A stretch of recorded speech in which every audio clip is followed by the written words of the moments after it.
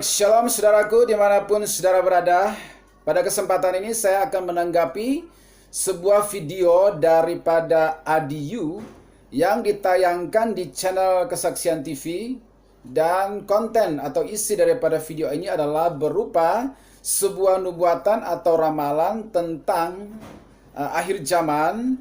Dan dalam video itu Adiu ini menyebut secara spesifik 2 tahun ya yang ada kaitannya dengan akhir zaman, yaitu tahun 5021 dan tahun 5050 ya. Nah, saya akan tunjukkan videonya bagian per bagian, kemudian saya akan tanggapi. Dalam video ini Adiu ya mengaku bahwa dia mendapat suatu pewahyuan yang khusus tentang bilangan angka ya, tentang akhir zaman. Saya perhatikan video Adiu ini baru diposting sekitar 1 minggu yang lalu. Saya tidak jelas juga apakah Adiu ini sekaligus adalah pemilik channel Kesaksian TV atau tidak. Saya kurang jelas, tapi yang jelas video ini diupload di sana.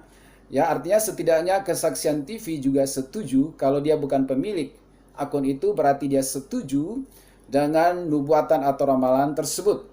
Kemudian saya juga sempat melihat komen-komen di kolom komentar. Di situ ada yang setuju ya. Ada yang berterima kasih, ada yang bilang puji Tuhan, haleluya.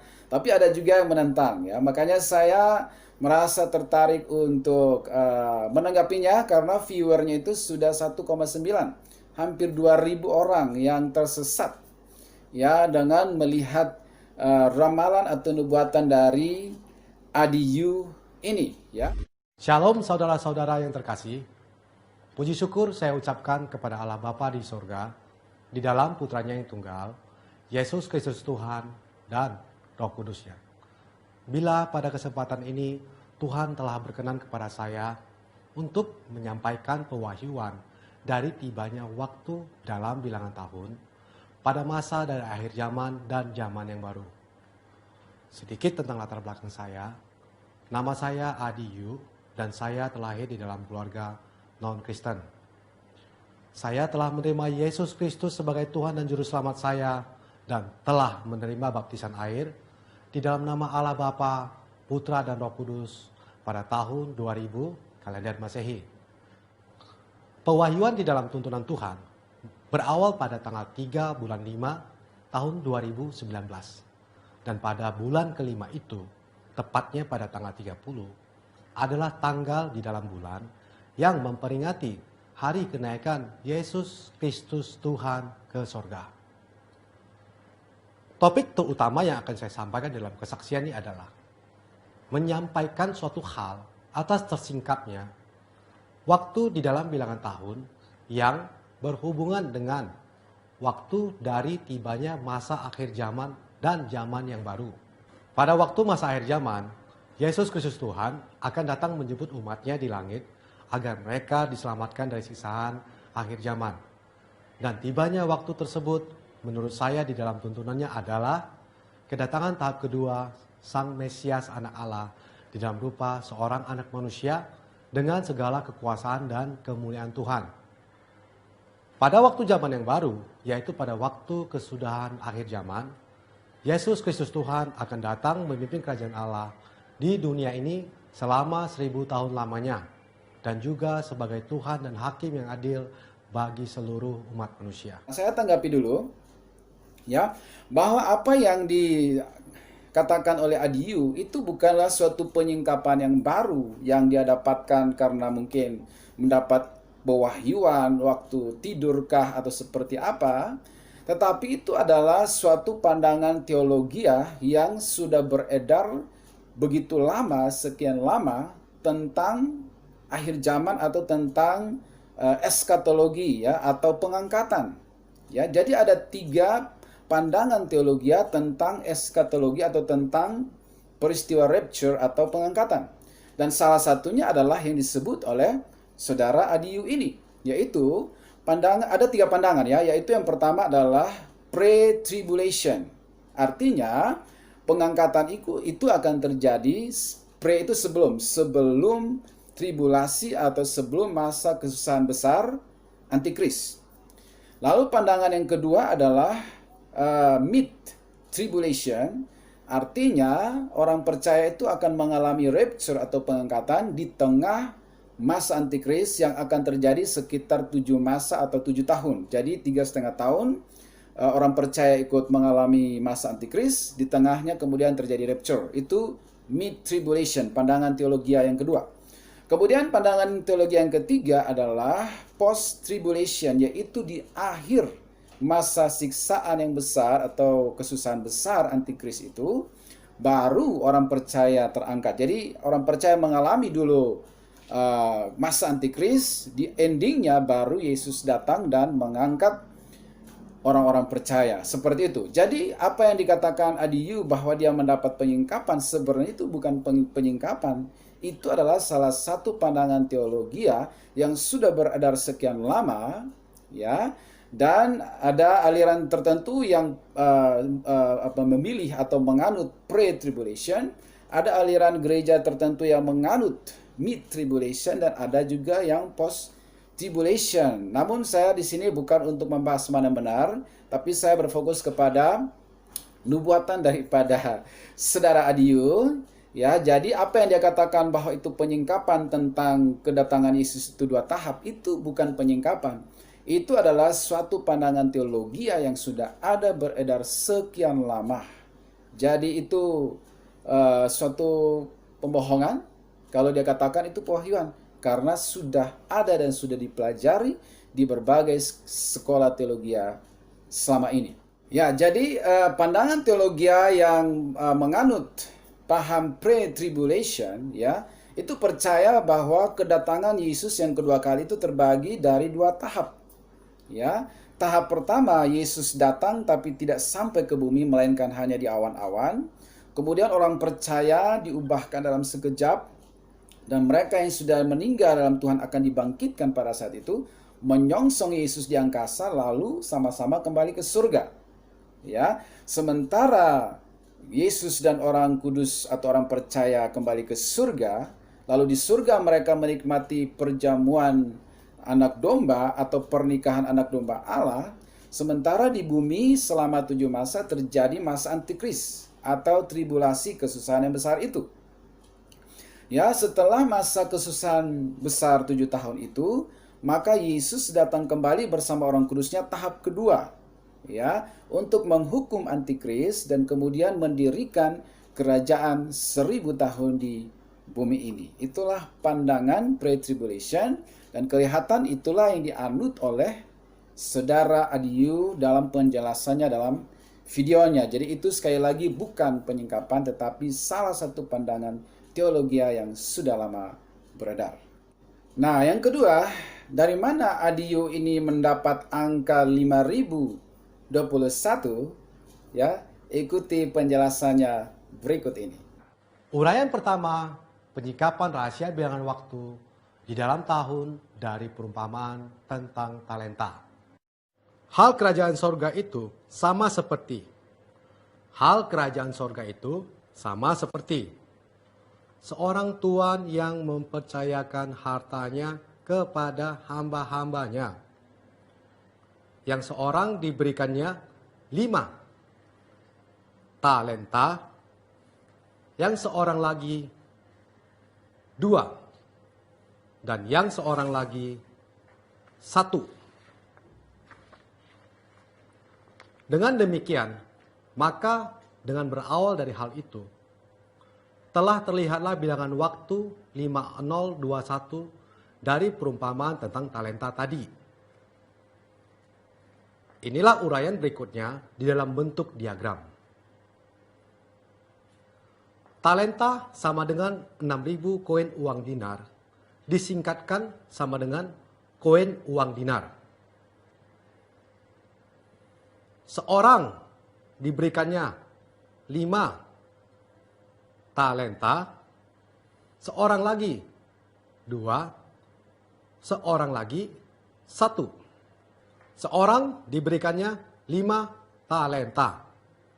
Talenta sama dengan koin uang dinar.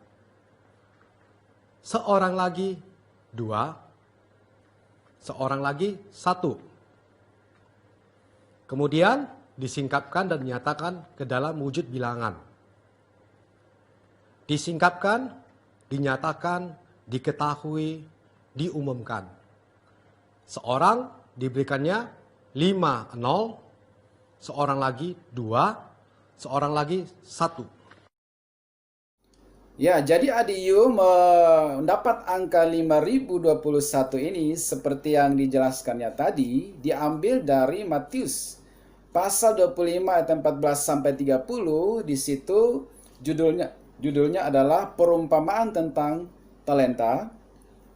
Ya, di situ dikatakan bahwa kerajaan Allah itu seperti seorang tuan yang bepergian lalu membagikan talenta 5, 2, dan 1, ya. Nah, kemudian tadi sudah sangat jelas dia memaparkan juga dengan diagram bahwa 5 itu adalah angka 5000, ya. Koin yang bulat itu adalah angka 0.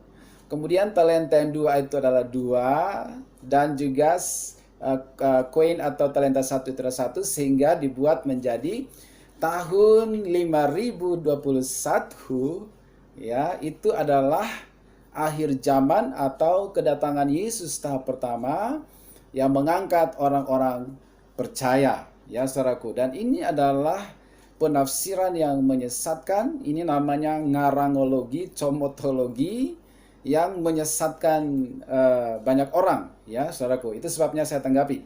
Nah, penjelasan yang hakiki atau akurat tentang ayat ini adalah, saudaraku, kalau kita perhatikan ayat 14-nya, di situ dikatakan bahwa sebab hal kerajaan sorga sama seperti. Jadi ini adalah suatu perumpamaan, ya. Jadi kelihatannya ADIU ini mengkaitkannya dengan akhir zaman, ya, karena mungkin melihat kata kerajaan sorga. Sebab hal kerajaan sorga sama seperti, dan seterusnya, ya. Jadi dia menganggap bahwa seolah-olah kata kerajaan sorga di situ, ya, identik dengan akhir zaman, pengangkatan atau kiamat, ya. Padahal hal kerajaan sorga itu tidak selalu berarti atau berkaitan dengan akhir zaman atau kiamat. Contoh misalnya, ya, ketika Yohanes Pembaptis berkhotbah, bertobatlah kamu sebab kerajaan Allah sudah dekat, ya. Kenapa Yohanes Pembaptis berkata seperti itu? Karena dia adalah suara yang berseru-seru untuk mempersiapkan jalan bagi kedatangan Yesus.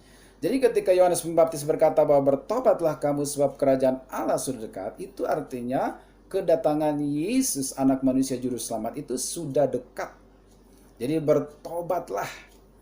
Ya, kira-kira seperti itu. Jadi kedatangan Yesus, ya, itu juga bisa dianggap pada waktu itu, ya, juga bisa dianggap sebagai, ya, datangnya kerajaan Allah.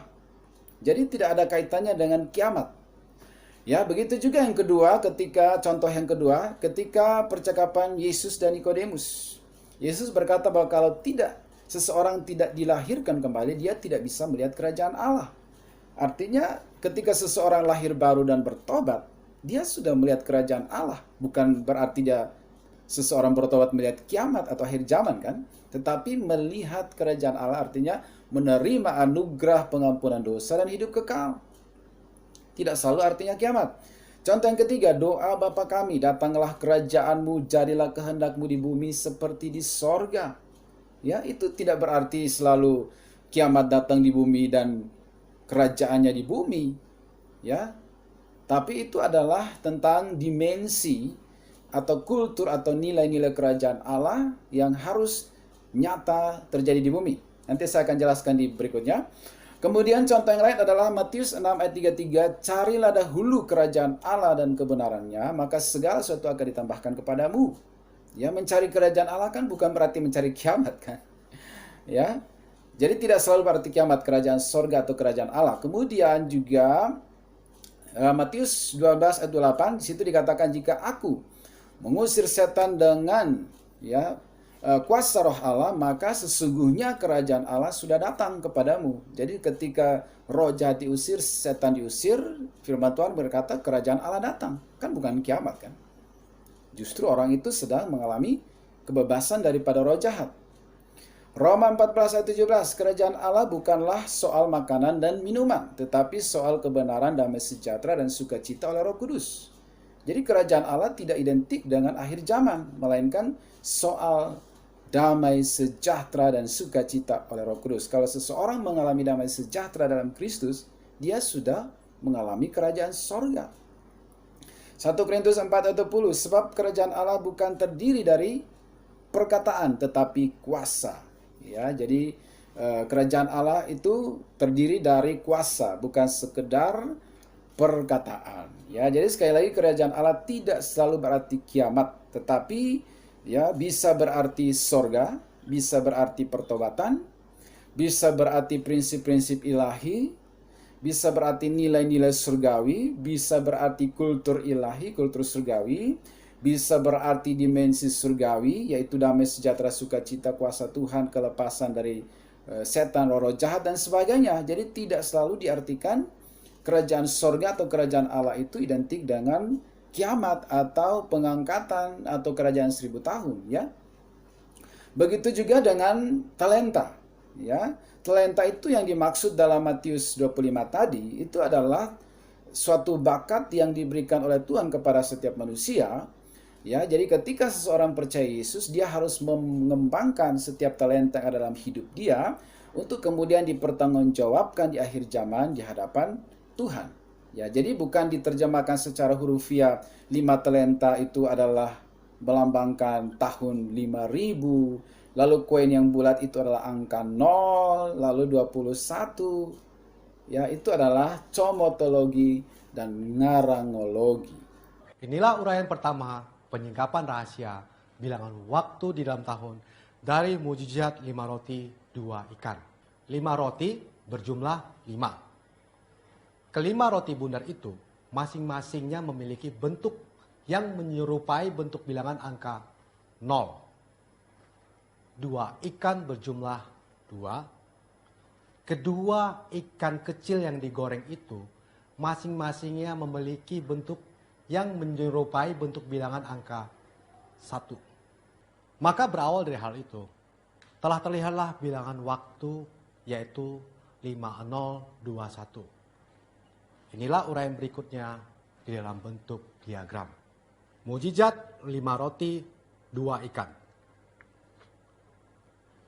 5 roti 2 ikan. Disingkatkan, diketahui, dan dinyatakan. 5 roti, 2 ikan. Kemudian disingkapkan dan dinyatakan ke dalam wujud bilangan angka. Disingkapkan, dinyatakan, diketahui, dan diumumkan. 5021. Pada awalnya Tuhan menyampaikan wahyu. Dan kemudian wahyu dari Tuhan di dalam tuntunannya telah menyampaikan nubuat kepada saya untuk disampaikan kepada dunia. Atas amanat agung dari Yesus Kristus Tuhan, Sang Mesias Putra Allah, saya menyampaikan nubuat tersebut kepada dunia. Pada tahun 5021, 5021, kalender Masehi Adonai, akan tiba waktu dalam bilangan tahun, masa daripada akhir zaman. Amin. Ayat yang lain yang dikutip oleh Adiyu untuk menekankan tahun 5021 adalah dari peristiwa 5 roti 2 ikan. Ya, seperti yang saudara sudah lihat tadi ya. Jadi 5 roti itu adalah angka 5000, roti yang bundar itu adalah angka 0. 2 ikan ya, dan itu bentuknya kayak 1. Gawat ya, ini penyesatan yang luar biasa nih ya. Ini bisa jadi efek corona ya, kelamaan stay at home, jadi banyak mimpi buruk. Sebelum lebih jauh menanggapi nubuatan daripada Adiyu ini, ya, saya ingin menyampaikan kepada kita bahwa Adiyu ini adalah orang kesekian yang berani meramalkan secara spesifik dan menyebut angka secara spesifik tentang tahun yang menyangkut dengan akhir zaman atau yang umumnya kita sebut dengan kiamat, saudaraku, ya. Nah, kenapa saya bilang Adiu adalah orang kesekian? Karena dalam perjalanan kekristenan ada banyak sekali orang yang berani atau dengan jelas menyebut secara spesifik tahun-tahun yang ada kaitannya dengan kiamat, atau yang berani meramalkan kiamat dengan menyebutkan tahun yang sangat spesifik. Dan kelompok yang paling sering meramalkan kiamat adalah aliran saksi Jehovah atau saksi Yehua, terutama sang pendirinya yaitu Charles Taze Russell. Dia berkali-kali meramalkan tentang akhir zaman dan selalu gagal, sampai hari matinya pun tidak ada satupun dari ramalannya itu terjadi. Nah, saya ingin sebutkan beberapa tahun atau angka tahun yang disebutkan oleh Taze Russell dan kawan-kawannya, ya, dalam meramalkan hari kiamat. Yang pertama itu Charles Taze Russell ini meramalkan hari kiamat akan terjadi pada tahun 1853 sampai sekitar 1854. Itu ramalan pertama dan tentunya tidak terjadi karena kita sekarang ada di 2020, ya. Kemudian ramalan yang kedua itu oleh rekannya, masih satu kelompok mereka, yaitu Jonas Wendell, mengatakan bahwa kiamat itu akan terjadi pada tahun 1874. Kemudian salah satu dari antara kelompok mereka juga, yaitu Nelson H. Barbour, meramalkan bahwa kiamat akan terjadi 1878 dan semuanya failed, gagal, ya. Lalu Russell belum kapok juga, dia masih meramal bahwa kiamat akan terjadi 1914. Ya, saudaraku. Nah, kemudian sekali lagi Russell merevisi ramalannya tentang kiamat bahwa akan terjadi pada tahun 1918, ya, dan dia meninggal 1916. 2 tahun sebelum ramalannya dia sudah meninggal, dan ternyata 1918 pun tidak terjadi sesuatu seperti yang dia ramalkan, ya. Nah, kemudian yang lain, ya, orang-orang lain juga melanjutkan meramalkan bahwa akan terjadi tahun 1921, masih dari kelompok mereka juga, ya. Kemudian tahun 1941 juga gagal. Lalu tahun 1975 dan semuanya gagal, ya, dari kelompok kalangan saksi Yehua, ya. Nah, kemudian ada orang-orang lain lagi di luar kelompok saksi Yehua ini yang ikut meramalkan kiamat, yaitu ada yang mengatakan bahwa tahun 2000 karena angka milenium baru, ya, akan terjadi kiamat, ya. Jadi saudara yang lahir sekitar tahun itu pasti pernah mungkin mendengar informasi atau berita bahwa akan terjadi kiamat tahun 2000 dan kita sudah melewatinya. Kemudian berikut lagi 2011, ada juga yang meramalkan bahwa akan terjadi pada 2011. Dan yang lebih fenomenal lagi adalah 2012, sampai dibuatkan filmnya oleh Hollywood, ya. Ramalan suku Maya tentang hari kiamat pada tahun 2012, ya, bahkan Hollywood buat filmnya dan di situ digambarkan presidennya Amerika adalah orang berkulit hitam, bertepatan waktu itu Obama sebagai presiden, ya, dan sudah lewat juga dan tidak terjadi sesuatu, ya. Kemudian juga 2018 yang baru lalu, dan ya,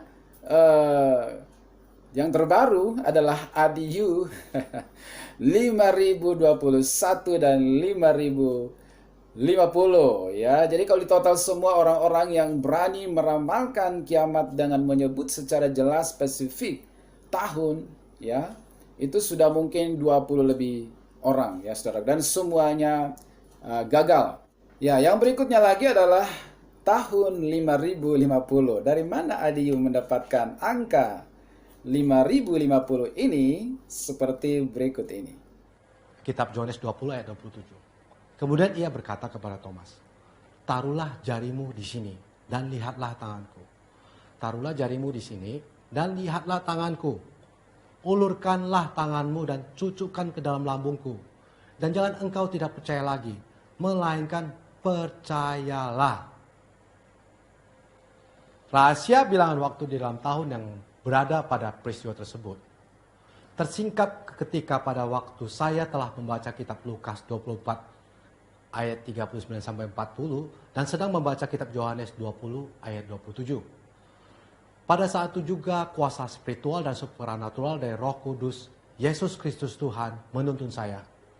Sehingga di dalam kuasa Tuhan saya diizinkan olehnya untuk melihat, meraba, memeriksa tangan dan kakinya Tuhan Yesus dengan indera manusia saya. Dan juga mencucukkan jari saya kepada tangan dan kakinya yang masih tersisa atau berbekas lubang bundar daripada waktu tusukan paku di kayu salib. Maka dari hal tersebutlah saya dipertemukan dengan rahasia bilangan waktu dalam tahun yang berada pada telapak tangan dan kaki Yesus Kristus Tuhan. Sungguh suatu pengalaman yang teramat istimewa yang paling sempurna di dalam kehidupan saya. Kemudian setelah hal tersebut, saya dibawa kepada firman Tuhan yang pada waktu itu, dia terlihat oleh saya di dalam firman-Nya seperti telah memberikan isyarat ketika memberkati murid-muridnya dengan mengangkat kedua tangannya. Dan hadirnya malaikat dalam rupa manusia yang menyatakan kepada mereka bahwa Yesus Kristus Tuhan akan datang kembali ke dunia ini. Kenaikan Yesus, kitab Lukas 24 ayat 50 sampai 51. Lalu Yesus membawa mereka keluar kota sampai dekat Betania. Di situ ia mengangkat tangannya dan memberkati mereka. Dan ketika ia sedang memberkati mereka, ia berpisah dari mereka dan terangkat ke surga. Kitab Kisah Para Rasul 1 ayat 10 sampai 11. Ketika mereka sedang menatap ke langit waktu ia naik itu, tiba-tiba berdirilah dua orang berpakaian putih dekat mereka dan berkata kepada mereka, "Hai orang-orang Galilea, mengapakah kamu berdiri melihat ke langit? Yesus ini yang terangkat ke surga meninggalkan kamu, akan datang kembali dengan cara yang sama seperti kamu melihat dia naik ke surga." Uraian pertama, penyingkapan rahasia bilangan waktu di dalam tahun, dari peristiwa Yesus Kristus Tuhan menampakkan diri kepada murid-muridnya. 5 jari tangan kanan Yesus Tuhan berjumlah 5. Pada telapak tangan kanannya terdapat lubang pasca dari tusukan paku di kayu salib. Dan bekas bentuk bundar dari paku salib itu menyerupai bilangan angka 0. 5 jari tangan kiri Yesus Kristus Tuhan berjumlah 5. Pada telapak tangan kirinya terdapat lubang pasca dari tusukan paku di kayu salib. Dan bekas bentuk bundar dari paku salib itu menyerupai bilangan angka 0. 5 jari kaki kanan Yesus Kristus Tuhan berjumlah 5. Pada telapak kaki kanannya terdapat lubang bundar pasca dari tusukan paku di kayu salib. Dan bekas bentuk bundar dari paku salib itu menyerupai bilangan angka 0. 5 jari kaki kiri Yesus Kristus Tuhan berjumlah 5. Pada kaki kirinya terdapat lubang bundar pasca dari tusukan paku di kayu salib. Dan bekas bentuk bundar dari paku salib itu menyerupai angka bilangan 0. Dengan demikian, maka berawal dari hal itu telah terlihatlah bilangan waktu di dalam tahun, yaitu bilangan 5050 dari peristiwa Yesus Kristus Tuhan menampakkan diri kepada murid-muridnya. Inilah uraian berikutnya di dalam bentuk diagram. Lihatlah, rabalah, periksalah, cucukkanlah. Disingkapkan dan dinyatakan. Tangan kanan Yesus Kristus. Diketahui dan diumumkan. Tangan kiri Yesus Kristus. Lihatlah, rabalah, periksalah, cucukkanlah. Disingkapkan dan dinyatakan, diketahui dan diumumkan. 5 jari kanan berjumlah 5. Bekas lubang paku salib menyerupai bilangan angka 0. 5 jari kiri berjumlah 5. Lubang paku salib menyerupai bilangan angka 0. Kemudian disingkapkan dan dinyatakan ke dalam bentuk bilangan. Disingkapkan dan dinyatakan. Diketahui dan diumumkan. 5, 0, 5, 0.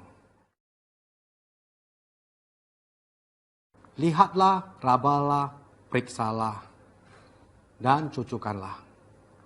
Disingkapkan dan dinyatakan, diketahui dan diumumkan. Bentuk kaki kanan Yesus Kristus. Bentuk kaki kiri Yesus Kristus. Lihatlah, rabalah, periksalah. Disingkapkan dan dinyatakan. Diketahui dan diumumkan. 5 jari kaki kanan Yesus berjumlah 5. Lobang paku salib menyerupai angka bilangan 0. 5 jari kaki kiri Yesus berjumlah 5. Lobang paku salib menyerupai angka bilangan 0. Kemudian disingkapkan dan dinyatakan ke dalam bentuk bilangan. Disingkapkan dan dinyatakan, diketahui dan diumumkan. 5, 0, 5, 0. Demikianlah tadi uraian yang telah kita lihat bersama-sama yang berada pada tangan dan kaki Yesus Kristus Tuhan.